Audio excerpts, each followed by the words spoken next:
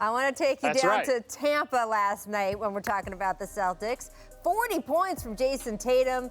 Celtics rallying from an early 13-point deficit to send the Raptors to 1-5 after the game. Fred VanVleet and Kyle Lowry trying to make sense of their team's slow start.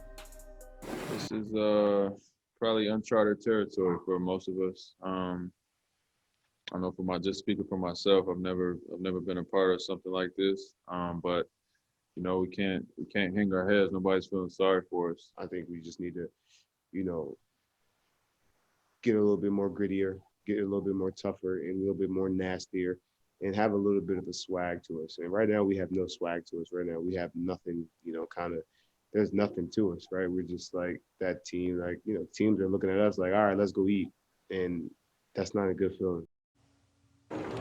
Tim, I mean, we're only 2 weeks into the season, and again, I want to make the point. These guys are playing in Tampa. I mean, they have been displaced more than any other team due to coronavirus. But how concerned are you about the Raptors right now?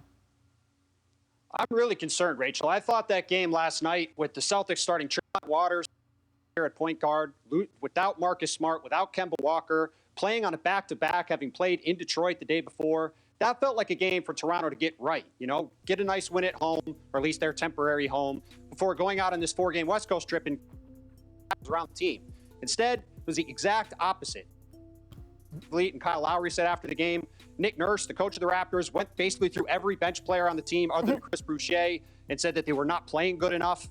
Aaron Baines, the starting center, got Pascal Siakam continues to look lost. So, yeah, I'm very concerned about the Raptors. It is only 2 weeks into the season, but this team does not look anything like the top of the East team that it was supposed to be coming into the season.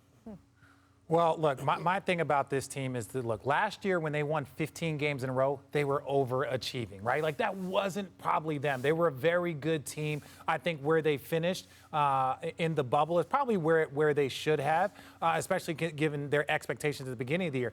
But then now this year, I think they're just underachieving. They're not a team that should be finished second in the conference, and they're not a team that should be 1-5. So they have a lot of guys that aren't shooting the ball well, particularly well. Powell is not shooting the ball well. I think with a leadership like Kyle Lowry, they're going to be fine. But the last part is, do not underestimate losing Marc Gasol and Serge Ibaka. Yeah. Like, do not underestimate. You look at what Marc Gasol, him and LeBron James have an amazing pairing right now, and then you add that the way Serge has fit with the Clippers. So you can't look at those two guys and say, these guys are fitting great with championship teams, and think that Toronto's not going to have a drop without them. Yeah, absolutely. Two starters to a championship team. Well, Paul, let me ask you a question. Toronto keeps being mentioned in the James Harden rumors. Masai Ujiri, remember, took a flyer on Kawhi Leonard, and even though he didn't stay, it paid off for 1 year. Do you think they should kick the tires on that more, Paul? James Harden? I mean, anything they can do to kick the tires in Toronto, I help. I mean, shoot, but it looked like they pushing that flat tire over there.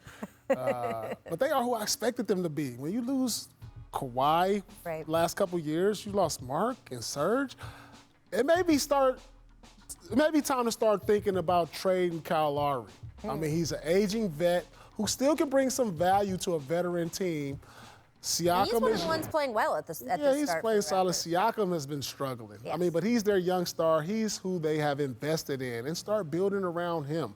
Lowry, he's a guy that can help people right now. He can help a contending team. So if I'm Toronto, I'll look at probably start to rebuild after losing all these veterans within the last couple years. Yeah. I hope that Kyle stays in Toronto just because I like it when a player bonds with a franchise the way he has. I will say that I would expect the Clippers to be pretty aggressive on trying to go after. They need more of a floor general. If guys like that start to become available, I'm curious which teams they will be visiting and whether Toronto is one of them. All right, Paul, I want to switch over to the Celtics because with that win last night, they moved to 5-3.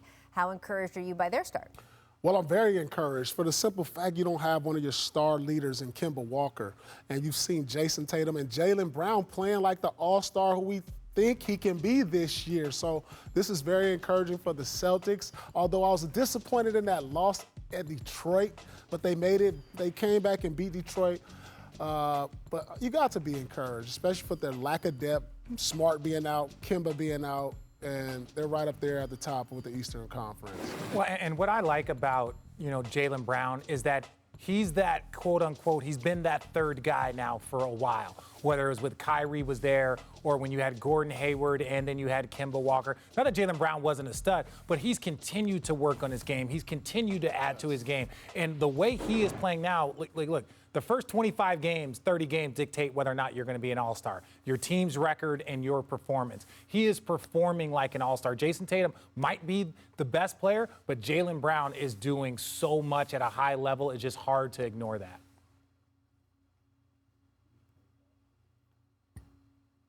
The way Jaylen Brown has played. Coming into this season, he said that he wanted to take on the responsibility that came with Gordon Hayward leaving in free agency and with Kemba Walker being out. And he's done that and then some. He's been, in my opinion, one of the best players in the league over these first couple weeks of the season. He's getting every clutch basket when Boston needs it, when they get into a funk. And with this lack of depth, as Paul pointed out, with with Kemba out, without Gordon Hayward, relying on a guy like Peyton Pritchard, who had a huge game last night against Toronto, they need Jaylen Brown and Jason Tatum to play like this every single night to win. So far, they've been doing that. Thanks for watching ESPN on YouTube. For live streaming sports and premium content, subscribe to ESPN+.